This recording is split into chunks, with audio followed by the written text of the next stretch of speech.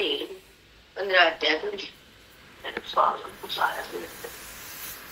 15 अध्यायाद्वारे संसार वृक्षाचं निरूपण करताना त्या फांद्या, देहरूपी फांद्या त्या वृक्षाला कशा वाढतात आणि संसार वृक्ष कसा तुम्हाला उपवायला दिसतो. तो वृक्ष आपल्याला कारण हा देह आहे, मनुष्य देह, आणि त्या मनुष्य देहातून हा वृक्ष कसा वाढतो आणि त्याचा संसाराचा नाश कसा होतो आणि संसार तिथं कसा थांबला जातो. जन्म आणि मृत्यूला संसार म्हटले. त्याला देहाला मृत्यू आणि जन्म आहे आणि ह्याच्या शाखा वाढणं, खांद्यावरी जाणं, खाली जाणं, मध्ये अडकणं, त्या नाना प्रकारचे दोष सांगितले. आणि तो संसार वृक्षाचा वाद करणं किंवा त्याला मिथ्यात्व देणं. आता पुढे करून संसार वाहून त्याचं मिथ्यात्व तुम्ही ज्ञानानं निश्चय करता तेव्हा जन्म आणि मृत्यूच्या मधून तुमची साखळी ती बंद होती. म्हणून ते वाव कसा होतो हे नंतर सांगितले पुढच्या वेळी. पण आता उद्या परवा त्याच्या वेळी खूप सुंदर मांडणी आहे. ती मांडणी आपण बघू. माऊलीचं ज्ञान आहे, अगाध ज्ञान आहे आणि ते वेदाचं ज्ञान आहे. आता ते वेदातून बाहेर आले. वेद स्वयंभूत अपुरुष आहेत. ते कुणी त्याचा करता नाहीये. बाकीच्या ग्रंथाचे व्यास करते येतं आणि हा वेद अपुरुष आहे.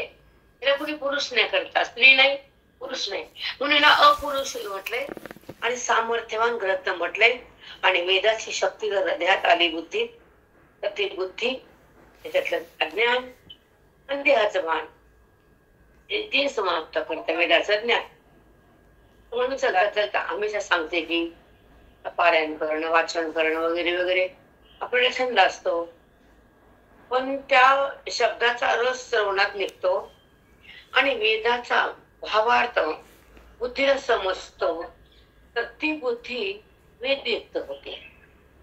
मला एक सांगायचं होतं मुलांनी सहज की बुद्धीमध्ये वेद जेव्हा स्थगित होतो, थांबतो, तेव्हा तुम्ही इथे थांबलात त्या घरात येऊन तुम्ही ते घर सोडलं मायाचं, बरोबर आहे. तसं तुमचं देहरूप वृत्ती सुटती, तुम्ही स्वरूपाच्या घरात राहता. हे वेदाचं गांभीर्य आहे, वेदाचं गांभीर्य, वेदाचं फल आहे, वेदाचं रहस्य आहे. आणि वेदावर निष्ठा जेव्हा बुद्धी ठेवते तर श्रेष्ठ होते, देहावर निष्ठा ठेवते तर कनिष्ठ होते. म्हणजे अधोगत सांगते बुद्धीची. बुद्धी देहाकडे जाते तर जाती सगळ्याच जीवात जाते ना. अनादिकालापासून अज्ञान आहे, देहाचं भान आहे, कर्माचं ज्ञान आहे. कर्माचं ज्ञान आहे, तुम्हाला हे कर्म केलं, मी केलं आणि त्याचा संबंध आहे. हे ज्ञान नाहीये, हे मारक आहे, तुम्हाला तारक नाहीये. मग कोणतं मारक आहे परमात्मा, कोणता तारक आहे हे सांगायला पाहिजे ना. आता तुम्हाला सहज म्हणते बोट फिरवणं वगैरे असते तुम्हाला ना, म्हणजे राग होते की आता गोवीचा बोट तुम्ही जर नाही घेतला तर बोट फिरवणं झालं. म्हणजे आम्ही जे ऐकलं ते तुम्हाला सांगतो आम्ही की जेव्हा तुम्ही पाहता त्या शब्दाकडं तर मन नसतं, मन नसतं बोधाकडं, म्हणून बोलावं लागतं. आमची तुमच्याशी बोल नाही किंवा तुम्हाला नाव ठेवायला आम्ही बसलो नाही, आम्हाला जगात येणे घेणं नाही, पण तुमची प्रगती नाही म्हणून बोलायला लागतं. तुम्हाला काल सांगितलं की पोरग जर शाळेत गेलं 40% घेतलं त्याला कुठल्याच कॉलेज डिग्री नाही, इंटरेस्ट नाही, कुठं नोकरी तर नावच नाही, पण कॉलेज तर घेत नाही. असं बघून तुम्हाला जवळ घेत नाही. सेम सेम जसं कॉलेज तुमचा अर्ज फेटाळतो तसं बंधन तुम्हाला दूर करतो. म्हणजे हे पाहणं, वाचणं, पण त्याचं अनुकरण करून त्याच्या बोधात थांबणं आणि श्लोकाचा भावार्थ बुद्धीने वेचणं आणि अंतःकरणाची स्थिती तशी होणं आणि वेदाचं ज्ञान हृदयात प्रगटणं, त्याला मदतीचं पारायणाचं फल. नुसतं पाहणं आणि वाचणं नाही, मग ते बोलणे आणि ते भोगायला यावं लागतं. ते भोग आम्हाला आवडत नाही. जे पुण्य भोगायला आणतं ते पुण्य आम्ही मान्य करत नाही. जे पुण्य बुद्धीला वृद्धिंगत करतं आणि जे पुण्य अधिकाराला उपयोगी पडतं आणि जे पुण्य देहात संबंध सोडायला लावतं आणि जे पुण्य ब्रह्मपद देतं त्या पुण्याला आम्ही डोक्यावर. बोलण्याचा मतीचा अर्थ गैरसमज करू नये कुणी. कारण मी हमेशाच रागवते ना तुम्हाला की बोट फिरवणं, तोंड खाली घालतात, वरी करतात. सांगणारे लोक तोंड खाली वरीच तुझं काय दुसरं काहीच नसून त्यांच्यापासून. आपण काल बघितलं आनंदीत आली का नाही मज्जा? असं वाटलं? खरं सांगायचं बाबा, असं वाटलं का? शेवटी तुम्हाला कंटाळून मी बसले कारण म्हणतात मी सांगते ज्ञान लोकांना उठून चालली. मी पायाखाली स्टूल घेतला तर 2.5 लाख 3 लाख दर्शनाला जावं लागलं. त्याचं काही 1% तरी अनुकरण आहे का? न चिंतन मांडणी, न वेदाची बैठक, न वैराग्याचं पाणी, वेदाची वाणी, काहीच नाही. मी तुम्हाला खाली म्हणून सल्ला म्हणलं कवितेत चौकशी असतील तर वाचताना आपण श्रद्धेनं वाचतो, वाद नाही. तर आम्ही नाव ठेवत पण नाही, आम्हाला पाप करायचे नाही. पण तुम्ही जे वाचलं तर ते वाचण्यातून तुमच्या मनानं तुम्ही म्हणावं की मी आज 18 अध्याय वाचले आज, तर 18 शब्द कळाले का? हे छाती हात ठेवून बोला त्या बाईने. चुकलं का माझं? चूक आहे का? मग मरूस तर तेच का? परिवर्तन काय? म्हणून बोलावं लागतं. तुमचं वैर नाही किंवा आम्हाला पाप करायचे नाही तुम्हाला बोलून. आम्ही तिच्या पुढे पाप पुण्याच्या न पुण्य ना पाप आम्हाला दोन्ही लागत नाही. तुम्हाला लागत असं पुण्य करा, कारण अवकाशच ती तुमची. जी साधना परिपूर्ण आहे, श्लोक बुद्धीला उमगत आहे, आणि जे हृदयाचं परिवर्तन आहे, जिथं अज्ञान संपत आहे, त्याला म्हणतात गीतेचा भावार्थ हृदयानं चाकला, मनाला उपकरला, बुद्धीनं जाणला आणि वेदांत हृदयात थांबला. ऐसा पण नाही का?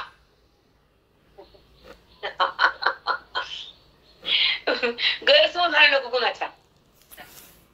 कारण समोरचे वेंडर खराब असते, फक्त चुकीचं पण चूक म्हणूनच नाही, कळत नाही श्लोकाचा अर्थ, पण आम्हाला म्हणून घ्यायचं नाही, कळायला नाही म्हणून एवढं अवडंबर सांगत त्यांच्या नसतं का?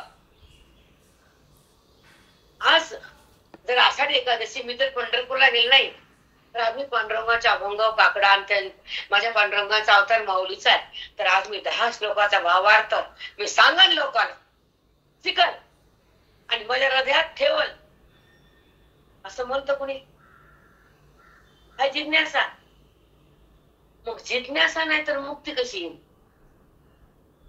श्लोक कळत नाही तर न कळणार नाही तर अज्ञान कसं आहे?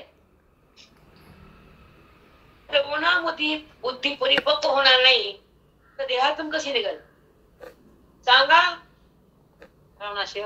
श्रवणानं जर बुद्धी जर ईश्वराकडे समर्पित होत असेल तर ते श्रवण वेदाचं, ते ज्ञान गीतेचं, ती ओवी माऊलीची, आणि तो भावार्थ वेदाचा, आणि ते सुख आत्म्याचं, ती प्राप्ती पांडुरंगाची, ते ऐक्य तत्वाचं, तो अनुभव व्यापकतेचा, त्याला म्हणतात म्हणावं पारायण ज्ञानेश्वरीचं किंवा गीतेच. कशाचा कशाला पता नाही आहे का? पता कशाचा कशाला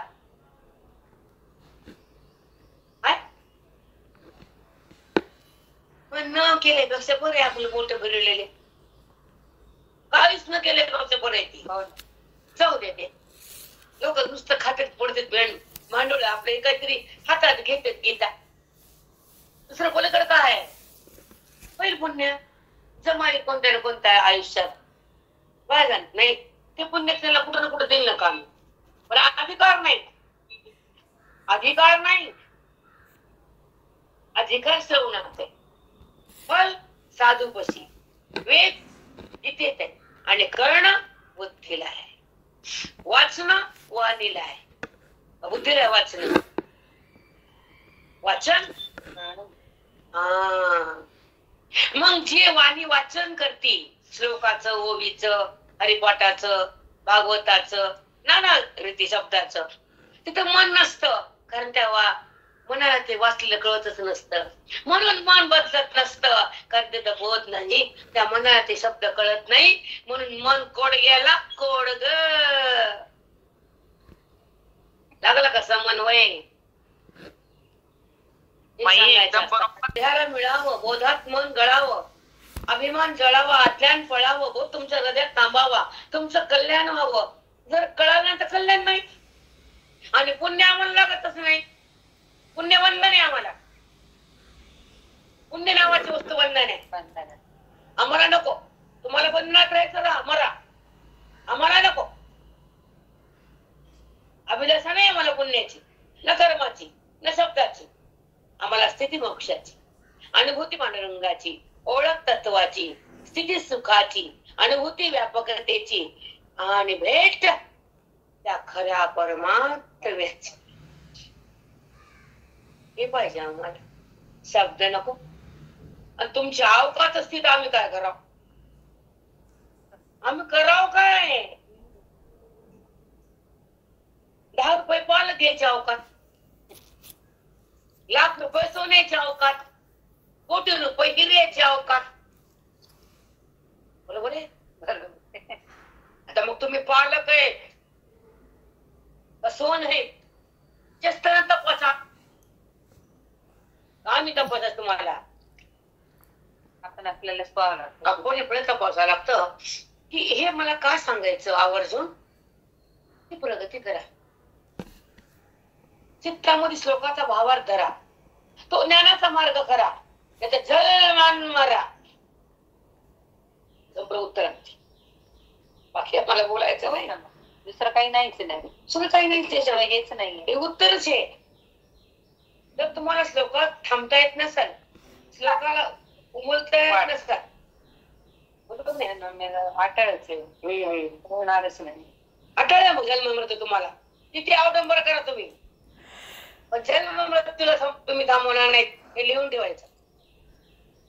जन्म मृत्यू कशाने दुसऱ्या ह्याने जातच नाही, जातच. मुद्दल मूळ पाहता आधीच या मध्यस्था शाखा या. भगवंत म्हणता अर्जुनाला, ऊर्ध्वीचे पार्था अर्जुना, त्या फांद्यात वर गेलेल्या, ते वर जायला फांद्या अज्ञानमुळे माहिती आपल्याला, पण मुद्दल मूळ पाहता त्याच मूळ मुद्दल मनुष्य शाखा आहे. बघा, मुद्दल मूळ पाहता ऐका, आधीची या मध्यस्था शाखा आहे.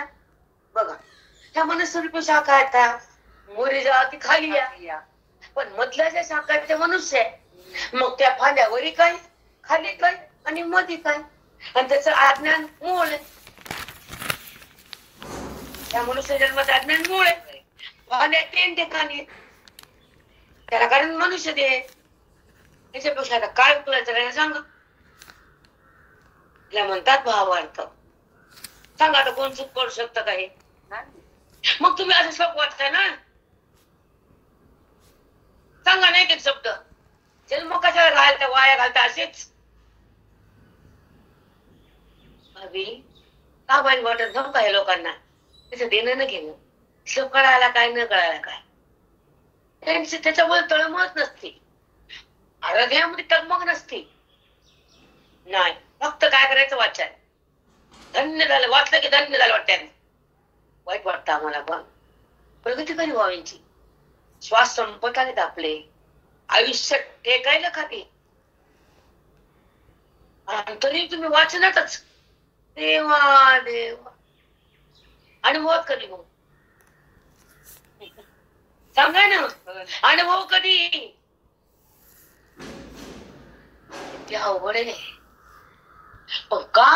त्यांची भूक कमी आहे, बुद्धिमान आहे, अधिकार न्यून आहे, विवेक शून्य आहे, म्हणून अवस्था नाही त्यांना. त्या गोष्टीचं वाईट वाटतं. इथं प्रगती असावी, अधोगती नसावी, अभ्यास असावा, मेहनत असावी, कष्ट करावे, लिहून काढावं, साधना करावं, तपश्चर्या करावी, अध्ययन करावं, आणि त्या श्लोकाला हृदयात भरावं, आत्मस्वरूपानं व्यापकतेनं उरावं, बोट फिरवावे, मरू दे, जाऊ दे, आपला काय करायचं, किती अडून काय ते शेती व्हायचं. करू नये कष्ट ताई, करू नये पण कष्ट.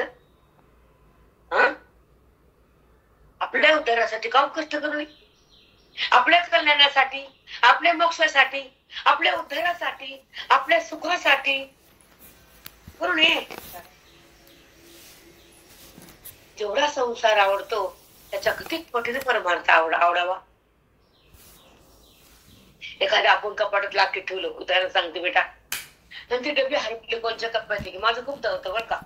एखाद्या पकडून पैसे ठेवते, मग ते बाकीट कुठे झाडीच्या खाली ठेवते किंवा कप्प्यात, मग किती दिवसाने काढते ते, मग सगळा ढिगारा खाली काढायला लागतं. आणि मग आता आपण ठेवते साडी खाली या, पण कधी कळत कपाट सगळं काढल्यावर मी म्हणते बरं झालं असं तर मी आवडत नाही, मी असं आवडते. कधी समाधान घ्यायचं ते. पण ते जर आपल्याला खून कळाली तर पटकन डबी होती लकडची, तर चांदीची वाटी, तर पैसे किंवा इथं पासबुक किंवा इथं माझं कार्ड वगैरे आपण खुना ठेवतो ना, आणि पटकन काढून देतो. तसं ह्या खुना कळायच्या लोकांच्या कळतं कुठं आपल्याला. आणि आयुष्य काय वाया घालायचं ताई? आपल्यासाठी आपण जगा ना. आता साठी झाली, नाटी झाली बुद्धी, तरी कळलं की आपण कुणासाठी जगायलो, आपण काय करायलो, अज्ञानात का थांबायलो, देहाला का बघायलो, विकारात का राहिलो, इंद्रियाला का पाहिलो, भ्रमाला का वाढवायलो. कळायला नको भाभी? काय करता वाचून ज्ञान पारायण करून, हातात काय प्रगती दाखवा, अध्ययन दाखवा, आत्मचिंतन अनुभवाला आणा, आपला अनुभव आपण भोगा, देवभाव त्यागा, आत्मस्वरूपाने रंगा, वेदाला टाका, अभेदात या, वृत्तीतून निघा. इतकं वाईट वाटते की आता आपण असं बोलण्याला पण राहू. एकाच्याला बोलणे पाठ झालं नाही, रात्री खूप त्रास झाला मनाला, कारण खाली दिंड्या भजन, आणि आपण परितामसी सात्विकी सुकृत दिसुतात्मकी वृत्तिया शाखी अधोर्वीच्या. मला जे बोलत तेच निघालं. परी हा मनुष्य शाखा शाखा तुम्हाला सांगितलेल्या वरी मध्ये आणि खाली. परितामसी सात्विकी सुकृत दिसुतात्मकी, या मनुष्य शाखेला तामसी वृत्ती आणि सात्विक वृत्ती तयार होते, आणि सात्विक वृत्तीने पुण्य तयार होतं, आणि तामसी वृत्तीनं पाप उत्पन्न होतं. ही शाखा कधी पापाला उत्पन्न करते, कधी पुण्याला उत्पन्न करते. सुकृत सुकृत दुष्कृत, वाईट कर्म केलं पाप तयार होतं, चांगलं कर्म केलं पुण्य तयार होतं. पण ह्या शाखेला दोन्ही तयार होतं. किती छान सांगू. म्हणून शाखा वाढली, पापावरती येऊन शाखा फांदी, पुण्याने ही येऊन किती सूक्ष्मता आहे, किती सूक्ष्म. पण वाढायलाच नको, पृथ्वी नको, दुष्कृत नको. त्याच्या पुढे खूप सुंदर आहे ताई, खूप सुंदर आहे. परितामसी सात्विकी, त्या मनुष्य शाखेच्या ठिकाणी दोन गुण उत्पन्न होतात भांड्या, आणि त्या दोन तमगुणातून वाईट कर्म होतं, सत्वगुणातून चांगलं कर्म होतं, आणि ते कर्म तुम्हाला बंधन करतं, एक कर्म तुम्हाला नरक देतं. आता ऐका. गुरुवृत्ती या शाखा अधोर्ध्वीच्या, त्या शाखा वाढतात. एक अधोध्वी म्हणजे आध म्हणजे खाली, ऊर्ध्व म्हणजे वरी. काही शाखा वर जातात, जे पाप केलं नरकाकडे जातं, पुण्य केलं त्या लोकांतराकडे जातं. पण ह्या शाखा दोन्ही पण वाढल्या गेल्या, त्या शाखा थांबल्या गेल्या नाही. मग संसाराच्या शाखा वाढण्यावर या त्या शाखा खुलण्यावर या, हे कळतं का ताई वाचून? पुन्हा ध्यान बेटा, सारखा ध्यास, सारखा विषय चिंतन, सारखं मनाला त्या भगवंताची ओळख, सारखं त्याचं नाम, सारखं त्याचं ध्यान, हे असावं बेटा. आता या उरलेल्या आयुष्यात तरी हे करा की, सांगा ना. जर नाही वेळ दिला परमात्म्याला तर का तुमचं होईल शेवट, काय होईल? वाचणार आहे, तुमच्या अधोगती होईल, तुमचा प्राण कुठून निघणार नाही, काय तुम्हाला त्रास होईल, पाय फोडताल, किती त्रास होईल तुम्हाला. आता छान व्हा, स्वच्छ व्हा, पवित्र व्हा. शेवट चांगला करा, मनुष्य देहाला सार्थक करा. योगीचं चिंतन चिंतन चित्ताला द्या, संसार चित्ताला देऊ नका ना. आपण संसार चित्ताला देतो, परमार्थ असं डोळ्याने बघत पारायण फिरायनं काढ बघायचं, इकडं मोठं काय तुम्हाला मोठेपणा आहे, आम्हाला नाही. आम्ही करू नका म्हणत नाही, पण ते करून हे पण करा. तुम्ही एकच करता, अवडंबर म्हणजे अवडंबर पोटात नाही नसतं गपचे बसायचं. प्रगत दाखवा ना तुम्ही दाखवले, आम्ही बोलत नाही. पण जगातच चालले, आम्ही एकाला बोलत नाही. आमचं काय दुश्मन नाही कोणाची. आम्हाला करायचं का तुमच्या आदूभूत झाले का अटॅक गेले का, आमचं काय चाललं. पण तुम्ही जे पहिले करतात तेच पुढं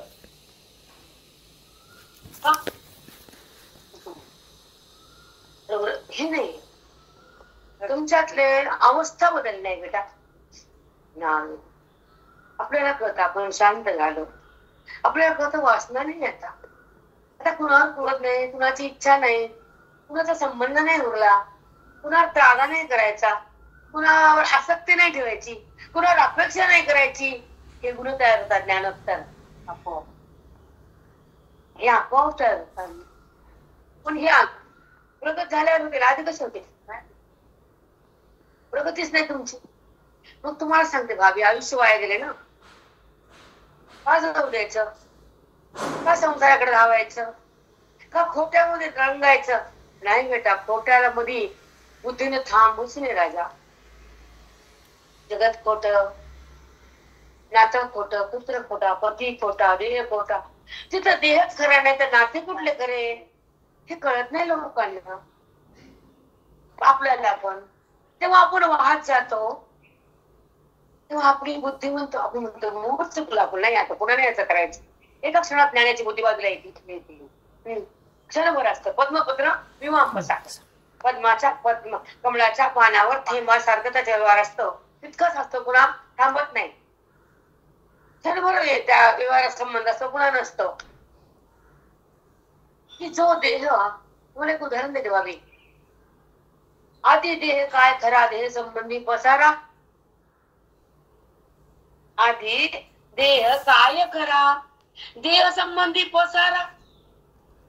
ते कुठून खरा, ते कुठून खाट पसारा. खाट पसारा सांभाळावा लागतो, त्याला माझं म्हणून दुःख भोगावं लागतं. पण मनुष्य देहाला म्हणलेले फांद्या संसार वृक्षाला, कारण देह आहे आणि ते सांगावंच लागल. सुखमत्त दुष्कृत्य, ह्या देहानं कर्म चांगलं केलं पुण्य, वाईट दुष्कृत्य. या फांद्या आहेत मनुष्य देहाला आहे का. मग ही फांदी नरकाला चालली, एक फांदी चांगल्या लोकांना चालली. दोन्ही फांद्या नको आम्हाला. हा संसार वृक्षाचा बाद पाहिजे आम्हाला. हे कळायला पाहिजे ना. मला वाटायचं भावी की 15 वाजे लोक वाचतात, त्याचं काय महत्व आहे बरं. आत्ता कळायले 15 वाजे झाल्यावर की त्याच्यामध्ये मनुष्य संसार वृक्ष म्हणजे मनुष्य देह आहे, आणि त्याला कुठल्या फांद्या येतात त्याचं निरूपण आहे. म्हणून हे सगळ्यांना पाठ करावं, अध्याय म्हणावा, श्लोक वाचावे, ओवी घ्यावी, समजून घ्यावी, स्थिती भोगावी. आता कळतं उर्दू मुलं का म्हणतात लोक. मला कळत नव्हतं आधी. लोक 15 का वाचते, 14 का वाचत नाहीत. आणि मला 9 आवडतो जास्त, 9 जास्त आवडतो, 7 जास्त आवडतो. कारण 9व्या अध्यायालाही म्हटले राजविद्या, आणि 7व्या मध्ये निरूपण केले ना अविद्येचं वगैरे. आणि मग 15व्याला का मोठेपणा असं वाटायचं. बाबा आपल्या काय देवाला कळतं, आपल्या काय करणार. तर भगवंताची वाणी न वेद म्हणजे, आणि आपल्याला आवडलं म्हणजे ते श्रेष्ठ असं नाही ना, त्यांच्या मनावर श्रेष्ठ सगळं. तर 9व्या अध्यायाची चिंतन 5 वेळ झाले मला. अध्याय 9 अध्याय 580 श्लोक, तर 500 होव्या माझ्या 5 ते 7 झाले का पुन्हा पुन्हा पुन्हा पुन्हा. म्हणून तो पुढे अडकले, मी गेले ना कागद अडकले. तेच अध्याय घ्यायचे पुन्हा पुन्हा पुन्हा पुन्हा, पुढे जावं असं कळत नव्हतं. म्हणजे एवढं डोकं चालत नाही ना, समजत नाही. त्याला वेळच लागते. खूप दिसते, खूप दिसते. मी पुढे येतच होते 9, 7, 11, 12 म्हणजे कसं संसार आहे ते सांगा म्हणा पाना आणि वेदत्रीची पाना ने अन्यत्र लागो अर्जुना जे मनुष्या वाचोनी विधाना विषय नाही. बघा आता वेदत्रयाच्या पाना 3 चौथा घेतला नाही. रूप यजुर आणि अथर्व साम घेतला, अथर्व घेतला नाही. त्रय का वेदत्रय 3 वेळ घेतले. वेदत्रयाच्या पाना नाही अन्यत्र लागो अर्जुना या 3 पानाच्या शाखा ह्या मनुष्याला जास्त फुटल्यात फांद्या सांगितले. नाही अन्यत्र लागो अर्जुना जे मनुष्य वाचवणी विधाना विषय नाही. ते 3 वेदाचे विधान मनुष्यासाठीच गेले, इतरांसाठी नाही. विषय नाही. मनुष्य आहे का मनुष्य वाचवणी विधाना विषय नाही. ह्या 3 वेदाचं ज्ञान मनुष्यासाठी गेलंय. मनुष्याशिवाय विषय कोणाला होत नाही आणि त्याच कल्याण मनुष्यासाठी आहे. वृक्ष पाषाण जडाला नाहीये.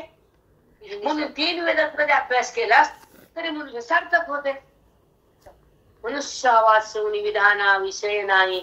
किती साधी भाषा आहे. पण फक्त मन आत गेलं पाहिजे. सोपं नाहीये. साधं वाटतं पण ज्याला उमलत तर आवडच आहे ना. 3 वेदात फक्त विधी निषेध कर्म कसं करावं 3 वेदामध्ये सांगितलं. एका वेदामध्ये महावाक्य सांगितलंय. म्हणून मानुषा या ऊर्ध्वमुळीच्या जरी शाखा मनुष्याच्या तनु म्हणजे मनुष्य, तनु म्हणजे शरीर, मनुष्य म्हणजे मनुष्याचं. मनुष्याच्या शरीराच्या शाखा फांद्या वरी काही खाली काही कशामुळे गेल्या सांगतो. म्हणून तनु मानुषा या ऊर्ध्वमुळोनी जरी शाखा तरी कर्मवृद्धीसी देखा याची मुळे मनुष्य देहाच्या फांद्या खाली वरी आणि मधी का पसरल्या ह्याला कारण कर्म आहे. या 3 वेदाचं कर्म आहे. किती सुंदर आहे बेटा.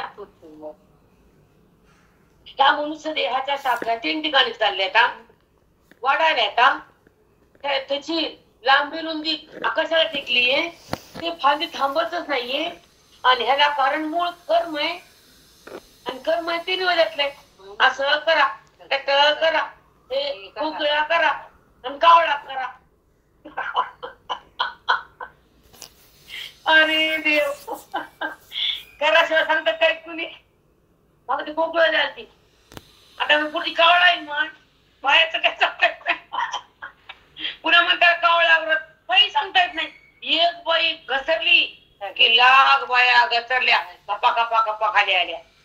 पण एका बाईने वेळ सांगितलं तर लाख बाया नाही कपा कपा ते येणार नाही. ते नाही येणार. हे चटकन लागेल. हे भेंडर आमच्या काका म्हणायची एक शेळी उडी मारली विहिरीत की सगळ्या शेळ्या बटा बटा बटा पडल्या खाली. बायाला शेळ्या म्हणायची काका शेळ्या.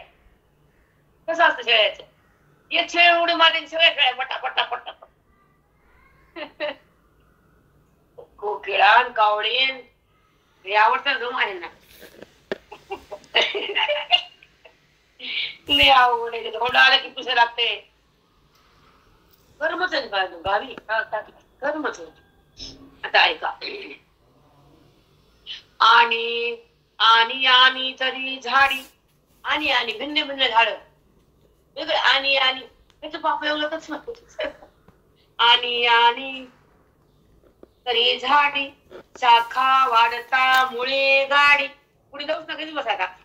आणि अन्य झाडाची शाखा त्याचे कर्म जसे फांद्या वाढल्या तसे मुळे गाडले गेले खाली. आता फांद्या जरी कापल्या मुळे मध्ये आहे का ते पुन्हा फांद्यावर मूळ कापून टाकले. एक देह पडला खाली मुळ आहेच नाही. कर्म उरले. एक फांदी पडली म्हणजे मुळेमध्ये आहेतच की. मूळ मेलं का झाडाचं फांदी मेली मूळ तसंच. ते काय मिळतं कर्म वाढायला फांद्या पण तितकंच मूळ गाडल्याचा निमिडी चाललं. कोणी फांद्या पसरायला खाली मूळ गाडल्या चाललं. असा वृक्ष तुमचा वाढायला अर्जुना सावध हो. अर्जुन आपणच भावी. अर्जुन कशात आला आपणच अर्जुन. आता शाखा वाढती मुळे गाडी मूळ गाडी तव वाडी पैसा आती. जशी मुळे जातात मुळे गाडी पैसा आती. जशा मुळ्या खोल खोल गेल्या तशा फांद्याला फांद्या फांद्याला फांद्या आकाशाकडे गेल्या. मग फांदीला कारण मनुष्य, मनुष्याला कारण झाड ते वृक्ष, आणि त्या झाडाच्या मुळ्या जमिनीत गाडल्या गेल्या. तसं तुमच्या अंतःकरणाच्या जमिनीमध्ये गाडलेलं अज्ञान हे वेदाचं ज्ञान भस्म करत. मूळ मूळ अज्ञान आहे. आता पुढे अज्ञान आहे. आणि बाळ कुठे सांगा ना तुम्ही. बायकाला कर्माचा किती आनंद होतो. असं जावट काय मी एक कर्माचा नाही नाही का ज्ञान आहे का तिथं. मग शो आहे का नाही सगळा. शो असा का ज्ञान असावं ज्ञान असावं. हे आवडून मर करायला शिकले आधी कामट्याकडे काम नाही धंदे नाही करायला शो सगळा. चला म्हणून देही माणुसे ये मुळ होती न चुके. बघा तेची या शरीरा कर्म तव देह संसारा आणि देह तव व्यापारा ना म्हणून ये. बघा तैसेची या शरीरा शरीर दिले कर्म चुकतच नाही. हो का तैसेची या शरीरा कर्म तव देह या संसारा कर्म तव देहा संसारा. त्या देहानं संसाराचं कर्म करावं लागतं. पण करते कोणानं करणं अहंपणानं करणं त्याच्या कर्माच्या फांद्या वाढवणं त्याच्यामुळे जमिनीत गाडणं हे चुकीच आहे. जर कर्म निष्कर्म केलं त्याचे मूळ गाडल्या जात नाही. कर्म जर अहम केलं तर कर्म त्याची मुळी गाडल्या जात नाही वरी फांदली जात नाही. कर्म तिथल्या तिथं संकल्प केला तर ते कर्म उरतही नाही पाप पुण्य होतही नाही त्याची फांदी वाढतही नाही त्याचं मूळ खड्ड्यात जातही नाही. अरे देवा तशी असं शरीर कर्म तव देह संसारा. त्या देहाच्या माध्यमातून कर्माच्या साह्यानं पुन्हा पुन्हा संसार द्यावं लागतं. देह कर्म करतो देहाच्या साह्यानं कर्म होत आणि ते कर्म तुम्हाला पुन्हा संसारात आणत. पण आमचं ज्ञान झाल्यावर ते कर्म तिथं थांबत. जन्म मरण संपवतो काय होईल नाही.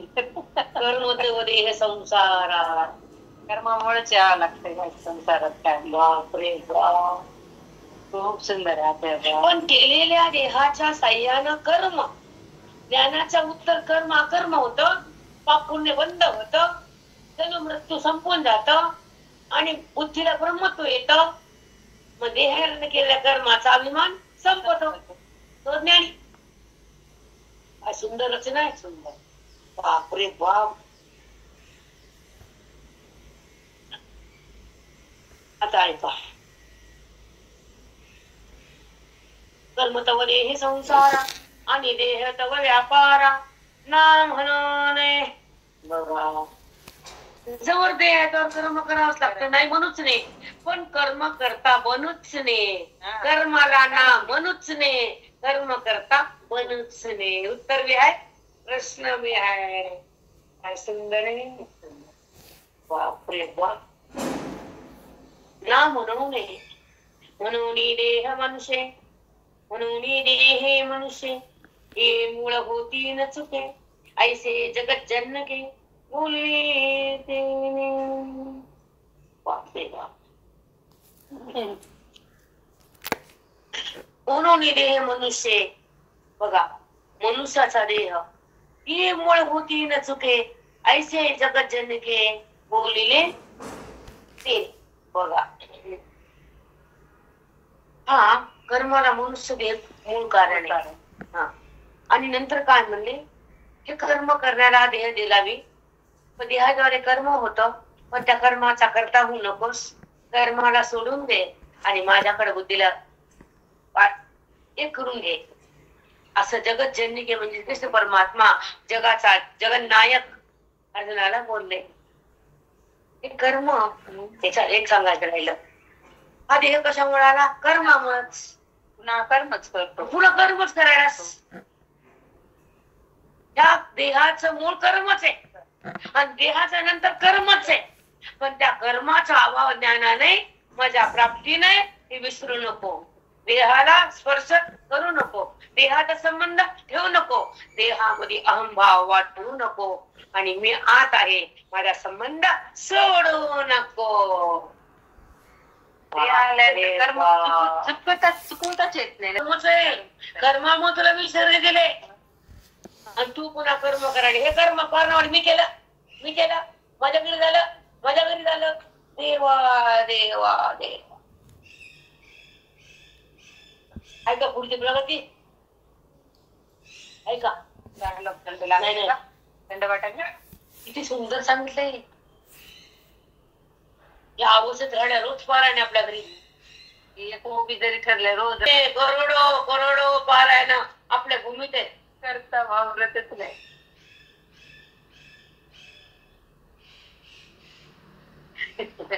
ते दारुण रावल्या वाहुदान सत्वाची तुटी त्राण वाहुटळे कमाचे ते दारुण.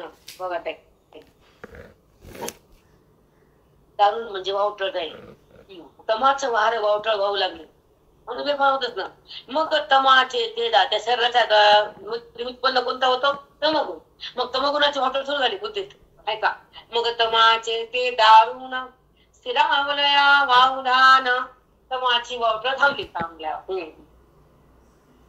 सत्वाची सुटे सत्रान वावटळी. आता सत्वगुणाची वावटळ. हे करा ते लावा, हे पारायण लावा, भागवत लावा.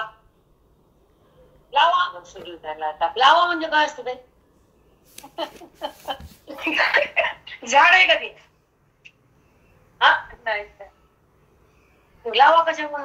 तू लावणार आहे का चिपडी? लावा म्हणून हसत होतं बरोबर तारीख. का लावा काय ते भगवंत आधीपासून आहे त्याला तू लावते का? वेल आहे का काय ते? भोकरीचा वेल आहे का? लावा म्हणजे किती अवघड आहे या लोकांना. आज महान ग्रंथाची पूजा आहे.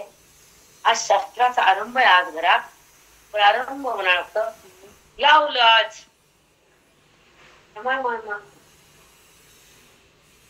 सगळी परंपरा नाही चुकीचीच आहे तिथे. आपलं बोलणं बरोबर नाही पण चुकीच आहे.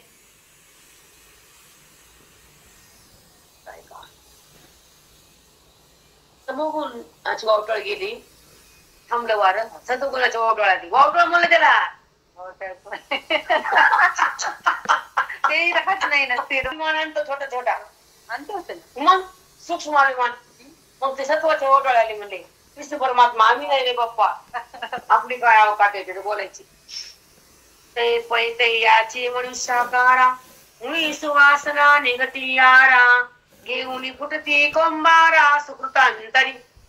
आता ह्या मनुष्याच्या फांदीला पापाच तमोगुणाचं वार सत्वगुणाचं वार. तमोगुणाच्या वारानं पापाच्या फांद्या फुटल्या. सत्वगुणानं कोण फुटले? आरा म्हणजे पेऱ्याला पेऱ्याला कोंब्याला कोंब. ऊसाचे कांडे का नाही पेऱ्यावर पेरे तसे कर्मावर कर्म. सत्वगुणावर का कळत नाही गुणाच्या पलीकडे का जाव? का मग कळत नाही होत? अवघड आहे बाबा. ऐका. याची मनुष्याकारा मनुष्याच्या शरीराच्या आकारात ठिकाणी बघ मनुष्य आकार म्हणले. हो मनुष्य आकार. त्या देहाच्या आकारातून काय काय होतंय बघा. मुळी सुवासना निगती आरा. सुवासना हे करायचं ते ध्यान द्यायचं. आरा म्हणजे पांडे. फांदीला फांदी आरा निघू द्या. आरा घेऊन फुटती कोंबारा. कोंब निघालं मग सत्वगुणाचं सुकृत सत्वगुण सत्कर्म सुकृतांतरी. मग त्याला पुण्याचे अंकुर पडतात. त्या आऱ्याला फांद्याला आधी कर्म. त्या कर्माचं फळ पुण्य आणि त्या पुण्याची एक फांदी. मग ते लोक आता बघा तुमचे कर्म तुमचं पुण्य जगात तेच आहे की हो ताई. याच्या पलीकडे पुण्य आहे का? अरे बाबा. मतीची सोट व्हावे मती म्हणजे बुद्धीच आहे. तेने उन्मेखे प्रज्ञा कुशलतेचे तिखे डिरिया निगती निमिखे बाहुळ जुने. ऐका, उकलतेने उन्मेखे. उन्मेख म्हणजे बुद्धी. हे कर्म करायचं असं मनात येतं, ते करायचं ते करायचं ते करायचं. ते कुठं येतं? बुद्धीमध्ये. उन्मेखे उकलतेने म्हणजे कळतं तिला. उकलतेने उन्मेखे प्रज्ञा कुशलतेची तिथे. मग त्याची प्रज्ञा म्हणजे शुद्ध बुद्धीला प्रज्ञा म्हणते. चांगलं कर्म करा. मग त्या बुद्धीमध्ये तिची तिखे म्हणजे कळती बुद्धी, तिखट असं टोक. तिखे म्हणजे टोक. तिथे डिरिया निगती निमिखे. त्या कोमातून डिर्या म्हणजे फांद्या. डिरिया निगती निमिखे निमित्त त्या पुण्याचं. मग त्या बुद्धीतून त्या पुण्य कर्माच्या डिर्या म्हणजे फांद्या फुटत्या. शब्द डिरिया डिरिया कोणता पण येत नाही भाभी, सांगणं लांबत राहिलं. ते अवघड अवघडच काही. आता तिखे येते काय कळते ताई. अभ्यास कळत बेटा. तेथ मधा मेधारसे. मेधा म्हणजे बुद्धी. तेथ मेधारसे सगर्व घालती स्फूर्तीचे निधावे. बुद्धी प्रकाश घे धावे. विवेकांची मतीची सोटवावे. मग आता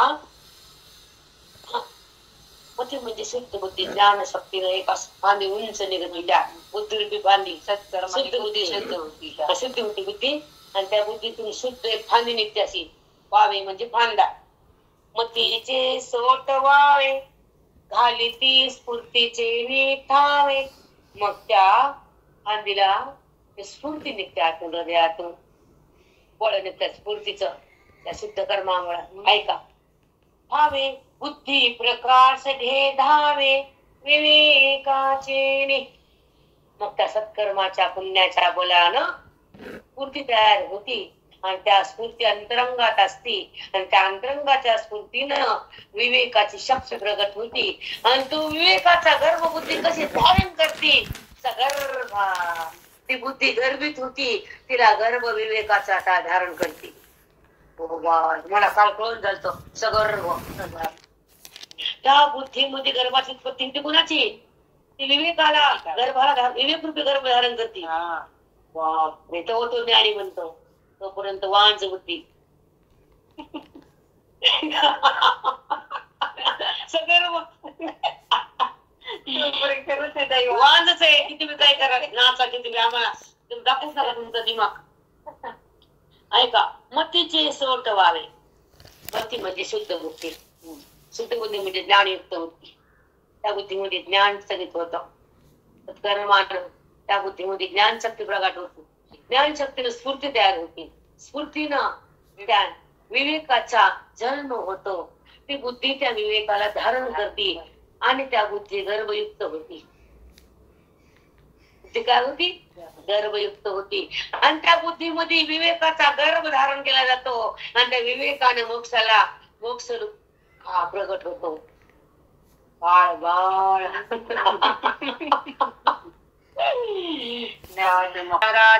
सहसा. मग तू सगळा सारखं मेधारसे सगर्भ. मेधा म्हणजे बुद्धी. त्या बुद्धीमध्ये गर्भयुक्त रस तयार होतो तो विवेकाचा. त्या बुद्धीमध्ये रस तयार होतो. ऐका, मेधारसे सगर्भ. मेधा म्हणजे शुद्ध बुद्धी, पवित्र बुद्धी. त्या बुद्धीमध्ये एक रस तयार होतो. तो रस विवेकाचा असतो, विवेकाला उत्पन्न करणारा. आणि त्याला म्हणतात सगर्भ. नको हे बुद्धी काय झाली? गर्भात. त्या बुद्धीमध्ये गर्भ धारण केला बुद्धीनं. सगर्भ अर्थ काय सांगतो तुला? मग आस्थापत्री सबंब. तिची आस्था तयार होती माझ्यावर. आस्था, निष्ठा, अधिकार, माझी श्रद्धा, माझं जाणणं, बुद्धीला माझ्याकडे आणणं, माझी ओळख करणं, वेदाचं ज्ञान घेणं, देहातून बाहेर येणं आणि माझ्या स्वरूपाची जाणीव हृदयाला होणं. बोलाव तर कधी प्रेरणा दुपारी नसते. कशामुळे नसते? काय पाप आहे तिथे प्रेरणाच काय नाही. म्हणजे शुद्ध बुद्धी. त्या शुद्ध बुद्धीत ज्ञानशक्तीनं ती शुद्ध झालेली, तिच्यातून शुद्ध म्हणजे त्या हृदयातून स्फूर्ती निघते, त्या सत्कर्मानं पुण्यानं अंतरंगातून स्फूर्ती तयार होते. त्या बुद्धीमध्ये विवेकाचा गर्भ येतो. तोपर्यंत ती बुद्धी बांधत असते. त्या ज्ञानयुक्त बुद्धीत ज्ञान स्थगित होतं, ज्ञानाच्या शक्तीनं स्फूर्ती येते आणि स्फूर्तीनं विवेकाचा गर्भ बुद्धीत येतो. बुद्धीमध्ये जी मेधा म्हणजे शुद्ध पवित्र बुद्धी, त्याच्यामध्ये विवेक रस तयार होतो. म्हणजे त्याची आस्था परमेश्वराचीच आस्था, भगवंतावरच निष्ठा, त्या परमात्म्यावर बुद्धीमध्ये विवेकाचा गर्भ वाढतो. मग तेव्हा त्या बुद्धीला माझीच आस्था तयार होते, तिला भगवंताचीच निष्ठा असते, परमात्म्यावरच श्रद्धा असते, वेदाचं ज्ञान त्या बुद्धीत येतो. मग तिला माझीच ओळख होते. ती बुद्धी देहातून बाहेर येते आणि स्वरूपाची जाणीव हृदयाला होते. खूप सुंदर आहे. हो मा, मला नाही गर्भ कसा वाढतो असं वाटलं, असं वाटलं खरंच गर्भ झाला आणि गर्भाला बघा त्या बुद्धीमध्ये मेधारस तयार झाला, तो विवेकाला उत्पन्न केला रसानं. मग त्याच्यातून काय तयार झाले, आस्था तयार झाली आणि सबोंब सरणकी कोंब सदवृत्तीचे. मग जेव्हा ते कोंब असेल तर दोन, इकडे एक पान इकडे एक पान, तिथे आस्था आणि श्रद्धा जे कोंब निघतात ते आस्था त्याच्यामध्ये निष्ठा, ते पान निघाले बुद्धीतून. मग ते आस्था मग देवावर नाही राहत, जगतावर नाही, वासनेवर नाही, क्रोधावर नाही, माझ्यावर आहे. जेव्हा बुद्धी माझ्याकडे असती क्रोधात नसती, जरी व्यवहार झाला क्रोधाचा जरी झाला तरी. एकदा काय झालं तुम्हाला हे सांगू, म्हणजे मला थोडं कडक परभणीतले चंद्र आणि सूर्य उपमान्याचे लोक, तर बरेच लोक थोडस नाव ठेवायचे ना. खरं बोलणारा माणूस खडखड बोलतो आणि ज्ञान सांगताना तो स्वतःच्या भूमिकेत नसतो. काय माणसाला बघतच नाही माणूस, दोषच कापते खापा खाप. तर मग एकदा काय झालं की कप्त्यामध्ये वगैरे महाराजांना असं खपत होतं ना, काही असं वेळेवर जेवण नाही झालं, शिस्त बिघडली, काही कम पडतं त्यांना आवडत नाही, ते चिडायचं महाराज थोडस. म्हणजे कसं एक सांगतो तुम्हाला, त्यांचं जे नियमबद्ध वागणं होतं तिथे तिथं कटाक्ष, त्याच्याबद्दल जर काही गेलं कोणी आवडत नव्हतं. बरेच लोक शंका यायची. मग हे कडक म्हणतात तर मग संत कसे शंका लोक घ्यायला ज्ञान घेत नाहीत, टीका घेते टीका, कारण ज्ञान घ्यायची अवकात नसते यांची. मग घराने घ्यायची अवकात, पाप घ्यायचे संताचे, आणि चांगले लई चांगले. आमच्या मंदिरामध्ये म्हणजे जे एकच मंदिर म्हणा, नवसा असायचे एकच, खूप अधिकारवाण आहे ती बाई, वाटलं जी बाई. मला मंदिर अजून मिळाले पहिल्या नव्हते, आता साधे मिळाले, आता काय गरज नाही कोणाची. आता आहे का मी म्हणायची जास्त महाराज बोलतात, आपले महाराज किती सुंदर मांडतात, वेद अमृतानुभव मांडतात आमच्या महाराजांचा ऐका. मग त्यांना सांगा मला दुर्वास ऋषी कोण होते, भृगु ऋषी कोण होते, आणि त्यांची लात का खाल्लेली देवानं. आपल्या महाराजांना लात तर मारली नाही म्हणल्या कुणाला, सांगा मला त्या माणसा टवाळक्या करायला. मी तसं मी काय कमी का, मी तेच बोलते कोण. मी म्हणलं दुर्वासा कसे होते, विश्वामित्र तांबे पिंब दुसरी तर टिकी देव घाबरले आणि त्याला शरण नये करू नको विश्वामित्रा. तरी झाली पोरगी सोरगी घरदार तांबे पिंब्या बरे शब्द तयार केले. आमरी मोठी सोबती तयार कोणाला ती विश्वामित्र ती एकच करतात नाकानू येणे म्हणजे दुसरी करून कशी सांभाळली. मग विश्वामित्र राजे दुर्वास राजे आणि व्यकांतर दात खाल्ली भृगुण हल्ली की नाही. मग ते ऋषी नव्हते का, ज्ञानी नव्हते का, आचार्य नव्हते का, असं तोड बंद करेन सगळ्याच. माझ्याकडे कोण म्हणत होतं, कुणीतरी म्हणलं म्हणून त्याची शेंग देते मी, कारण टीका कम करेन चांगल्या लोकांचं. आता आहे का एक घंटा आपण थांबू. गर्भ अस्तापत्री सबोंब निगती कोंब सदवृत्तीचे. मग त्या अस्तावृत्तीतून कोंब निघतात सदवृत्ती, सदकर्म, सगळं सदक ते वाईट वागतच नाही माणूस. सदाचाराची आभो सहसा टका उठती भोवसा घुमघुमती घोषा वेदबद्धाच्या उद्या घेऊन एक तासाला बसतो एक त्यांचं बंधन ठेवू विठ्ठल वेद ज्ञान देव तुकाराम पुण्यज्ञान भगवान दिव्य स्वामी शरण